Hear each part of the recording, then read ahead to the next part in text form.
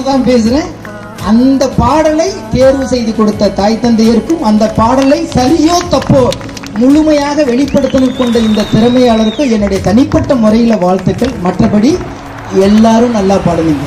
எல்லா பாட்டும் அருமையான பாடல்கள்.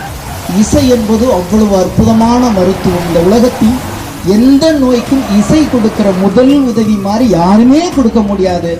அதனால்தான் தமிழர்களுடைய பண்பாடு தாலாட்டில் தொடங்கி ஒப்பாரியில் முடிகிறது. எல்லாத்துக்கும் பாட்டு இருக்கு.